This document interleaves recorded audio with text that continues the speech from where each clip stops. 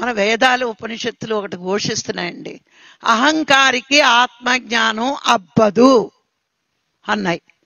మనలో అహంకారం పెరిగే కొద్దీ ఆత్మజ్ఞానం తగ్గిపోతుందట. మనకి మళ్ళా మామూలు స్థితికి వస్తాం, మళ్ళా జన్మలు వస్తాయి. మీకు ఒక చిన్న ఉదాహరణ చెప్తాను.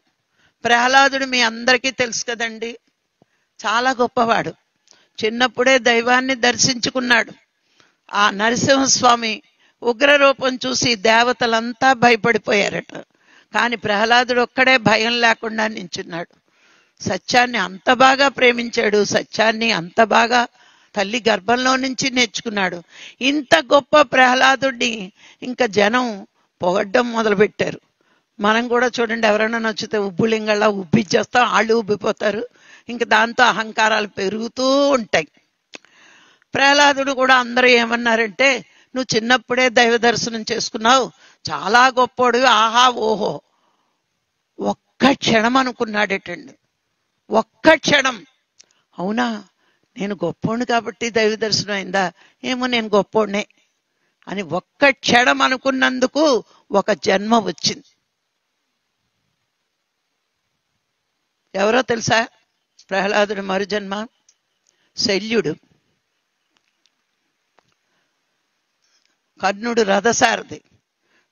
రథసారథి అని ఈజీగా చెప్పేస్తే మీకు చాలా ఈజీగా అనిపిస్తుంది.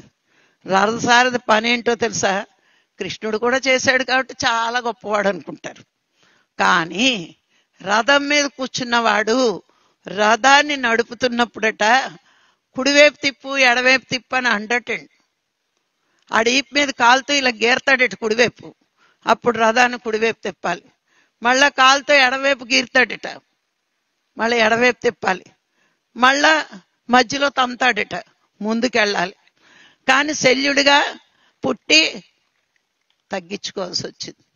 అంటే చూడండి, అలాంటి గొప్ప వాళ్ళకే ఒక్క క్షణం అహంకారం వస్తే మళ్ళా తల్లి గర్భంలో పుడి జన్మ తీసుకుంటారు. తల్లి గర్భంలో పుడితే అంత ఈజీ కాదు. ఆ ఉమ్ము నీటిలో మలమూత్రాల్లో ఉండి ఆ గర్భ దుఃఖాన్ని అనుభవించినప్పుడు తెలుస్తుంది శిశువు యొక్క నరకయాతన. అందుకే మహాత్ములకు అన్నీ తెలుసు కాబట్టే జన్మ వద్దు అనుకుంటారు.